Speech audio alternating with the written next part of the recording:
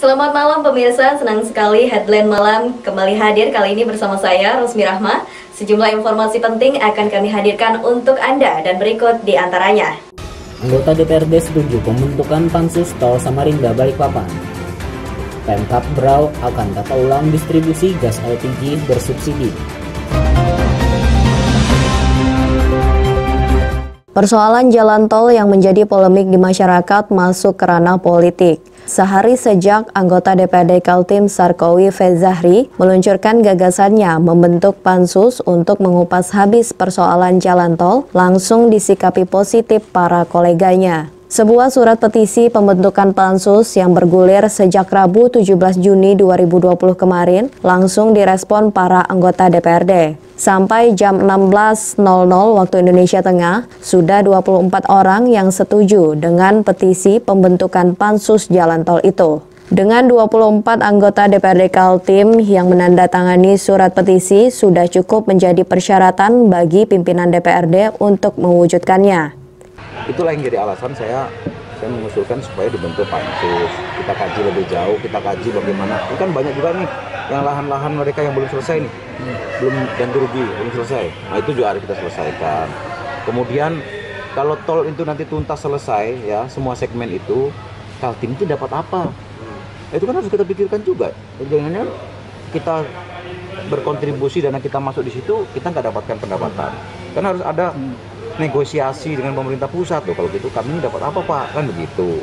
Nah kemudian terkait dengan tarif ya oke lah, misalnya ini ada aturannya bahwa tarifnya sekian. Nah saya yakin nanti akan ada formulasi ketika kita bicarakan. Karena apa, ini bukan murni tol kan gitu kayak di Jawa murni tol, tapi ini ada APBD di dalamnya. Berarti masa tidak ada sistem subsidi atau seperti apa, kan begitu. Alasan dibentuk pansus jalan tol tidak hanya mengupas soal tarif yang telah diputuskan pemerintah pusat dengan nilai sekitar 1.200 per kilometer, tetapi juga menyangkut hal-hal lain seperti adanya uang APBD Kaltim yang masuk dalam pembangunan jalan sepanjang 99,8 kilometer itu. Kemudian juga membahas nasib warga yang mengklaim memiliki tanah yang diserobot untuk membangun jalan tol tanpa ada ganti rugi. Sarkowi menjelaskan jalan tol Balikpapan Samarinda berbeda dengan jalan tol di Pulau Jawa. Dari faktor sejarahnya, gagasan jalan tol di Kaltim datang dari Gubernur Awang Faruk Ishak dan bukan dari permintaan pasar. Karena dulu pada saat presentasi awal dilakukan survei, Kaltim itu memang tidak layak dibangun jalan tol karena jumlah kendaraan yang lewat itu di bawah rata-rata. Kan untuk membangun jalan tol itu kan dia harus menghitung berapa kendaraan yang lewat. Nah itu di bawah gitu loh. Makanya sempat tertunda-tunda sekian lama ya kan, sampai berusaha supaya survei itu naik. Visi misinya Pak Gubernur, Pak Awang Faruk pada saat itu pengen dibangun jalan tol dan pengen dibangun bandara gitu kan. Nah otomatis meskipun dalam tanda petik kurang-kurang dikit, akhirnya kan agak disepakati untuk tetap dibangun gitu loh, dengan asumsi bahwa suatu saat pasti akan dibantu oleh APBN kan gitu ya. Akhirnya kan dibantu APBN nih. Nah karena sekarang ruas tol ini nanti kalau sudah selesai itu kan berarti gabungan dari anggaran APBD provinsi dengan APBN. Nah otomatis kan jadi ruwet ini, gitu loh. Satu sisi, iya enggak jadi ruwet. Satu sisi mau dibikin profesional, misalnya tarif, ada anggaran kita di situ, kan gitu. Sementara kalau ada anggaran daerah itu tidak boleh kita ada tarif kan gitu. Tinggal selangkah lagi pansus jalan tol terbentuk. Akankah ada yang berubah setelah para wakil rakyat turun tangan? Tim Kaltim TV, Hardin melaporkan.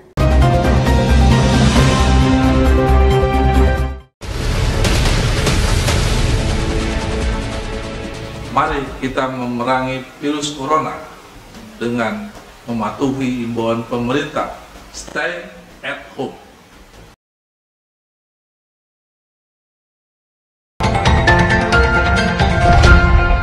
Pemerintah Kabupaten Berau telah menetapkan harga eceran tertinggi alias HET untuk gas LPG tabung melon yang umumnya ditetapkan Rp22.500. Namun di pasaran bisa menembus Rp40.000. Bahkan di warung-warung ada yang sampai menjual Rp50.000 per tabung. Kondisi itulah yang membuat Pemkab Berau berusaha menata kembali tata niaga gas LPG bersubsidi. Para pelaku pasar seperti agen-agen dan bagian ekonomi dikumpulkan di ruang Sangalaki Pemkab Berau. Apalagi banyak juga laporan gas bersubsidi salah sasaran karena dinikmati oleh warga yang mampu ekonominya. Karena selama ini sebetulnya sudah lama kita gaungkan sub penyalur BBM ini, mulai dari SPBU ke masyarakat itu bisa terjangkau dengan harga yang standar. Dari rapat itu, Pemkab mendengar berbagai masukan, terutama dari para agen penyalur gas LPG bersubsidi, sehingga harga sampai tingkat pembeli mencapai Rp40.000 hingga lebih. Dari masukan itu, Pemkab Berau ingin menata kembali tata niaga gas di daerah itu. Tim Kaltim TV melaporkan.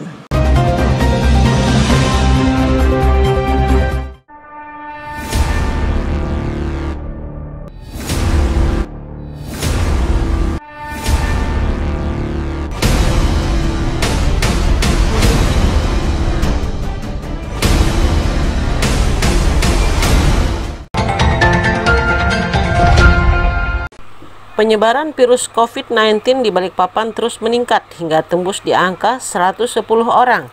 Hal tersebut disampaikan langsung oleh Wali Kota Balikpapan Rizal Effendi pada saat jumpa pers di halaman Pemkot Balikpapan pada Rabu sore 17 Juni 2020. Wali Kota Balikpapan Rizal Effendi mengatakan surat edaran dari Gubernur terkait tes PCR sudah merupakan yang pas agar pendatang melakukan tes PCR di daerah asal bukan di Balikpapan.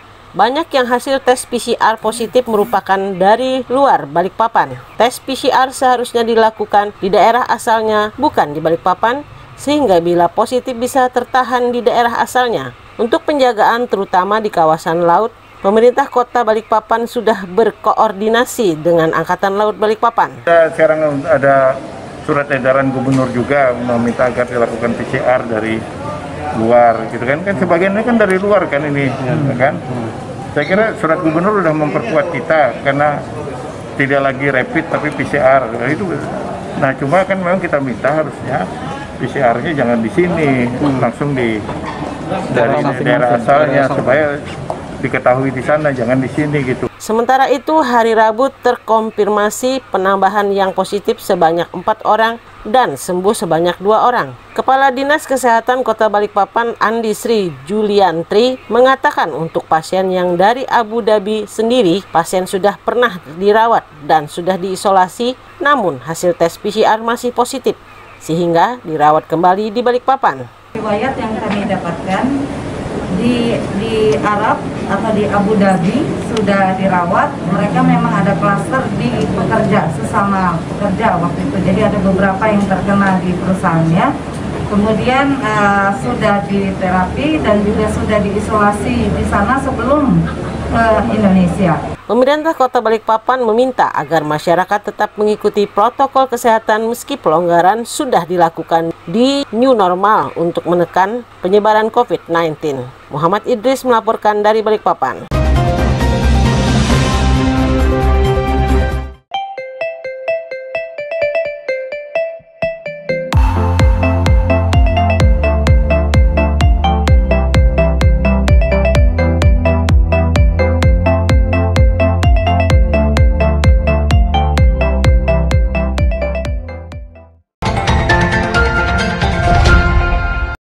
Dengan menggunakan kapal milik TNI AL Patkamla Lamaru, 3 Kapolda dan Wakapolda Kaltim beserta pejabat utama dan Lanal Balikpapan menuju Pantai Lango pada Kamis 19 Juni 2020 pagi. Pembagian 500 sembako dan masker langsung dilakukan oleh Kapolda Kaltim kepada para nelayan di pesisir Pantai Lango. Dan dilanjutkan dengan pembagian sembako di kawasan masyarakat Pantai Lango. Pembagian sembako ini untuk membantu masyarakat yang terdampak COVID-19 serta untuk memperingati Hari Bayangkara ke-74 tahun. Nelayan yang mendapatkan sembako takdir mengatakan, bantuan yang diberikan oleh TNI Polri ini sangat membantu masyarakat lantaran selama COVID-19 nelayan jarang melaut. Ya alhamdulillah baik untuk membantu kita yang susah ini. Pak, gimana Pak selama virus COVID Pak, Corona? Ya sangat mengganggu sama kita ini. Usahanya gimana Pak? Ya? Usahanya hari-hari ngapain? Sehari-hari banyak liburnya daripada ini Lautnya? kita ke laut. Ya. Nyari ikan biasanya? Ya nyari piting ikan, mancing. Terus? Pagi hari ini kita bakti sosial dengan TNI, Angkatan Laut, dengan Balikpapan. Kita memberikan stimulus pada masyarakat yang terdampak COVID-19 sekaligus dalam rangka pelaksanaan Hari Bayangkara ke-74 tahun 2020 ini. Dan kenapa dilakukan di laut dan di darat? Ya mudah-mudahan yang terdampak itu kan bukan hanya masyarakat yang di darat saja. Banyak saudara-saudara kita seperti kita lihat sendiri kondisinya di nelayan ini di pesisir ini, ya, saya kira inilah yang kita lihat dan kita bersama Lanal Angkatan Laut memandang ini kita perlu memberikan stimulus berupa bantuan sosial. Kapolda Kaltim menambahkan pemberian sembako pada warga pesisir Pantai Lango lantaran bukan hanya masyarakat di darat yang terdampak, namun juga warga pesisir pantai. Tim Kaltim TV melaporkan.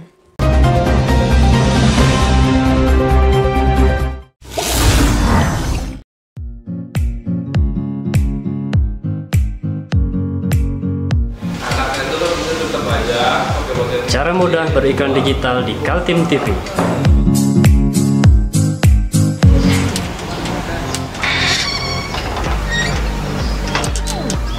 Yang pertama, jadilah sahabat Kaltim TV.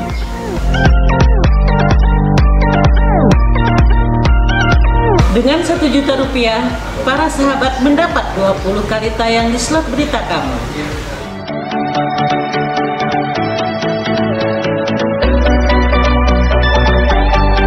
Dengan 20 detik dapat menjangkau 20.000 penonton. Anda beruntung karena mendapat kesempatan perdana dari kami. Ayo jadilah sahabat Kaltim TV.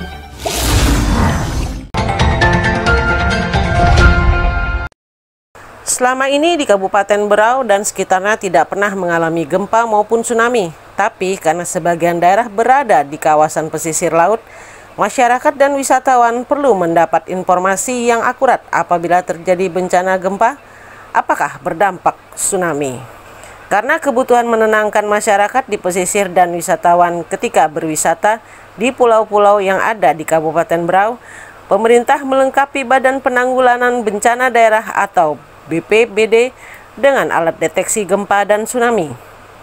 Alat bernama Warning Receiver System atau sistem penerima peringatan dini itu ada 9 unit di seluruh Indonesia dan salah satunya ditempatkan di Berau. Kelebihan alat deteksi dengan singkatan WRS itu dalam 3 menit ketika terjadi gempa langsung terdeteksi, asalkan tersambung dengan jaringan internet yang cukup. Dengan demikian informasi bisa lebih cepat sehingga peringatan dini bisa dilakukan. Jadi di Kaltim ada 9 di setiap kabupaten. BPBD 9 Kaltim, 9 kabupaten dapat alat BRS New Generation ini. Ini sudah generasi terbaru yang paling ini dalam 3 menit gempa langsung tersebar di seluruh Indonesia. WRS ini didesain seperti Android sendiri menggunakan LCD jenis Infinux. Jadi mungkin agak lambat untuk layar sentuhnya, akan tetapi dia terhubung langsung internet dengan pesat, jadi kemungkinan jaringannya aman. Untuk penggunaannya seperti Android Bang, jadi kita bisa mengakses web terkait BMKG, BPBD, KPHP atau dinas instalasi segala macam. Pokoknya lebih efisien, lebih gampang dan milenial. Alat Warning Receiver System ini untuk mengetahui situasi dan kondisi baik itu gempa bumi ataupun tsunami ataupun kondisi cuaca yang ada di Berau, sehingga kita mudah untuk memprediksi kejadian-kejadian bencana alam yang akan terjadi di Kabupaten Berau. Tim Kaltim TV melaporkan.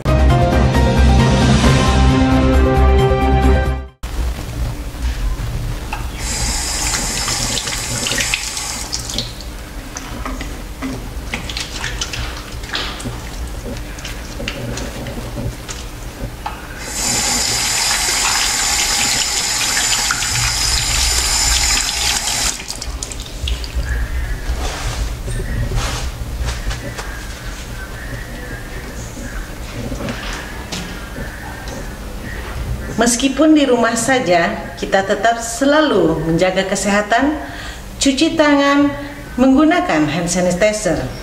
Ingat, mulailah dari diri sendiri.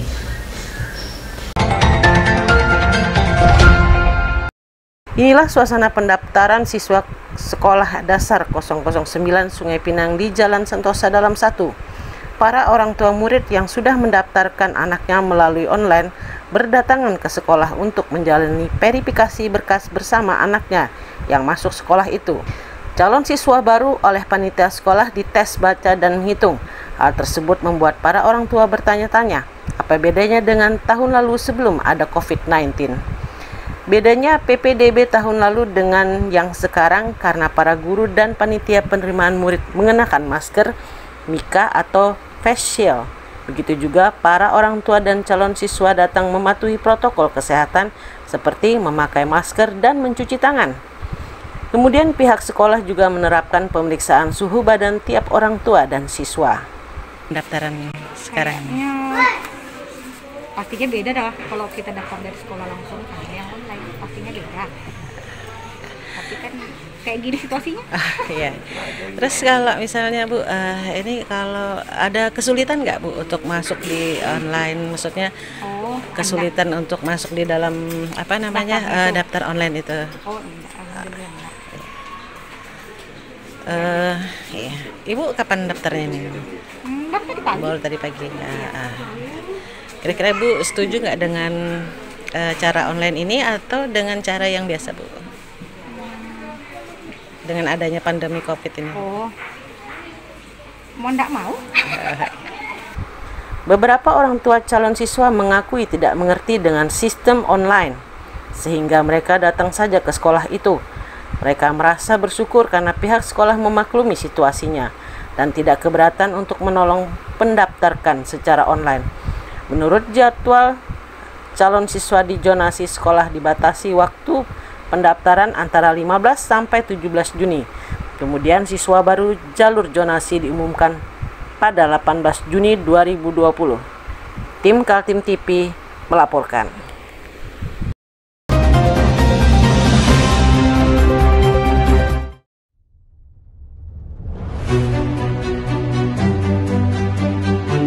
Kita ada kegiatan untuk membungkus sembako untuk dibagikan ke masyarakat yang membutuhkan karena COVID-19 ini. Semoga kita sukses semua. Harus kerjasama yang bagus. Pancasila! Pancasila! Pancasila!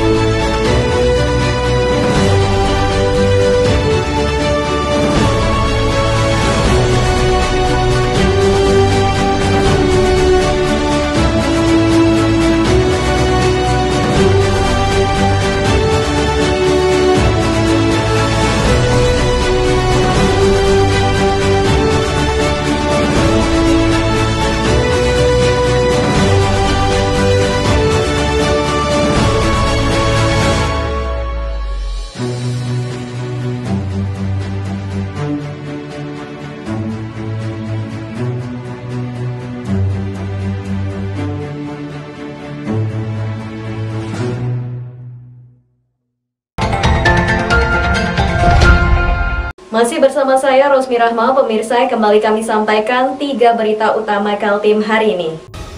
Ketua Komisi 4 DPRD Kaltim mengkritik keputusan pemerintah yang terkesan buru-buru mencanangkan new normal tanpa melakukan sosialisasi di masyarakat.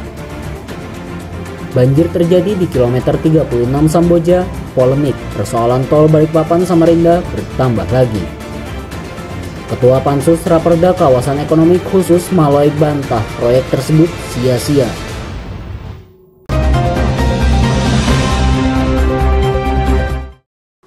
Adanya penurunan jumlah pasien positif di Kalimantan Timur belum menjadi jaminan warga sudah boleh kembali ke sekolah. Bahkan berdasar pernyataan PLT Kepala Dinas Kesehatan Andi M. Ishak, para kepala daerah perlu berhati-hati dalam menetapkan pelonggaran di daerah masing-masing. Ketua Komisi 4 DPRD Kaltim Rusman Yakub dengan tegas mengatakan, Kaltim belum aman.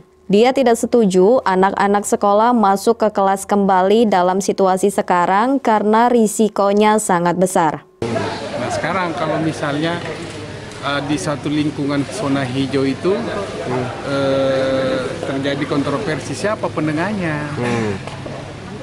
Gitu loh.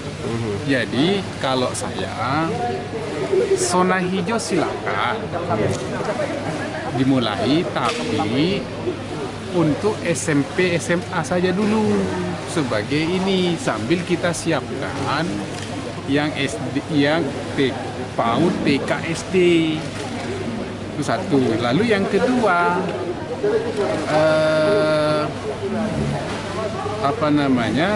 tetap ada protokol COVID ditegakkan. Menurut Rusman Yakub, harus ada lembaga dari pemerintah pusat yang punya otoritas menyatakan sebuah daerah berada pada zona hijau, kuning, merah, atau hitam.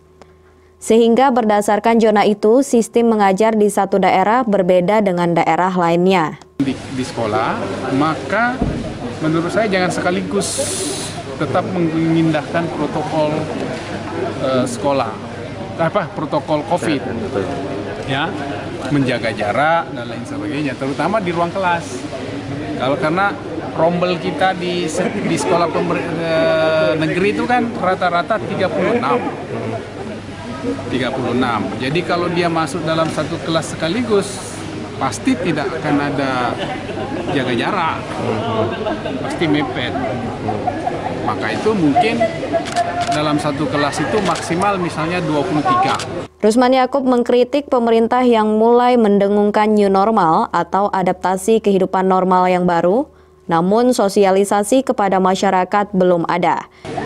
Ada kelas jam, maka itu menurut saya perlu ada simulasi, perlu ada tahapan gitu loh, perlu ada skenario sehingga sampai disimulasikan. Misalnya gini, proses jam belajar, apakah mulai kembali seperti semula dari jam 7 sampai dengan jam 2. Kalau itu tidak full day kan? Tim Kaltim TV, Hardin melaporkan. Usulan dibentuknya Pansus atau Panitia Khusus Jalan Tol Balikpapan Samarinda sedang bergulir di DPRD Kaltim. Sudah 24 legislator menandatangani petisi pembentukan Pansus dan jumlah itu telah memenuhi syarat untuk diwujudkan. Pansus dibentuk lantaran ditemukan banyak masalah di seputar terbangunnya jalan tol. Saat ini setidaknya ada 4 persoalan yang mencuat, yakni tentang tarif tol yang dianggap terlalu mahal, masalah ganti rugi lahan masyarakat yang tertinggal belum dibayar, dan tentang anggaran pembangunan tol dari APBD Kaltim sebesar 3,3 triliun. Persoalan keempat menyangkut dampak lingkungan di kilometer 36 Sungai Merdeka, Samboja, Kutai Kartanegara. Menurut Wakil Ketua DPRD Kaltim Samsun, saat ini jika hujan turun deras, maka airnya berkumpul di sekitar kawasan kilometer 36 Samboja. Air hujan semestinya mengalir ke sungai, tapi setelah dibangun badan jalan tol, air terhambat dan berbalik menjadi banjir di sekitar kilometer 36. Masyarakat sekitar mengeluhkan masalah itu, sehingga perlu jalan keluarnya. Karena dampaknya pasti karena air tidak bisa langsung mengalir ke sungai, menghantam badan tol, air balik, banjir, menimbulkan banjir di kilometer 36 ini notabene itu adalah lahan pertanian. Sebagai wakil rakyat, Samsun mengaku sudah berkoordinasi dengan pihak pengelola jalan tol dan mencari solusi. Jika diperlukan lahan baru untuk menampung air atau membuat aliran sungai baru, DPRD siap memfasilitasi membicarakannya dengan Pemkab Kukar. Jadi dengan adanya tol itu kemudian aliran air terhambat, sehingga aliran air yang ketika hujan besar dia akan turun langsung menghantam ke badan jalan tol.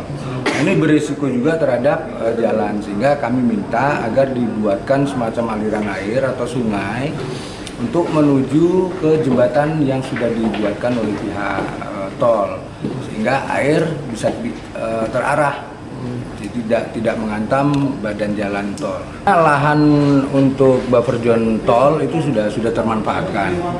Ya, sayang sekali memang termanfaatkan, tapi tidak ada untuk aliran air itu. Nah, sehingga nanti kalau memang dibutuhkan lahan untuk membuat aliran air itu, tentunya kita akan koordinasi dengan pihak pemerintahan setempat dengan warga. Tarif tol sudah diberlakukan sejak 14 Juni lalu. Pansus juga mulai digulirkan kalangan DPRD Kaltim, namun pastinya ada 4 masalah lagi yang menunggu kepastian kapan diselesaikannya. Tim Kaltim TV, Hardin melaporkan. Inilah polemik baru di Gedung Rakyat Kaltim, Jalan Teuku Umar, Karangpaci, Samarinda. Proyek kawasan ekonomi khusus Maloy Batuta yang dilengkapi pelabuhan internasional dianggap sia-sia oleh Ketua Komisi 3 DPRD Kaltim Hasanuddin Mas'ud. Politisi yang asal-usulnya pengusaha itu mengatakan proyek pembangunan KIK dan pelabuhan Maloy tidak diminati investor karena masih banyak lagi kekurangannya.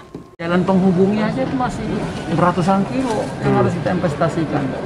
Terus siapa yang mau pakai? Karena itu bagian utara itu sisi pelabuhan sedikit. Yang lebih bagus itu sebenarnya di Balikpapan Karyango, karena itu kan Balikpapan, Sulawesi, terus ke Jawa. Jadi lebih memungkinkan investasi dilakukan di sana. Makanya KKT itu menurut saya primadona. Makanya banyak yang mau bekerja sama dengan kita. Tapi di Malo nggak ada. Belum ada yang tertarik di Malo.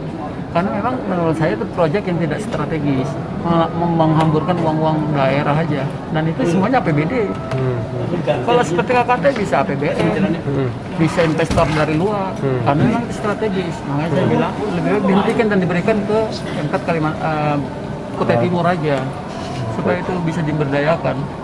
Jangan kita investasi terus, makanya saya bilang itu investasi yang sia-sia. Proyek pembangunan KIK Maloy Batuta dirancang oleh Gubernur Kaltim Awang Faruk Ishak dengan perkiraan investasi pembangunan kawasan 2,1 triliun. Sebagian anggarannya sudah diturunkan sejak tahun 2011 silam, namun akses jalan menuju kawasan Maloy masih buruk belum dibangun. Hasanuddin Mas'ud mengatakan KIK Maloy masih memerlukan investasi sangat besar, sehingga kalau anggarannya bersandar dari APBD Kaltim dirasakan berat sekali. Dia menyarankan agar pengelolaan proyek itu diserahkan saja ke Pemkab Kutai Timur.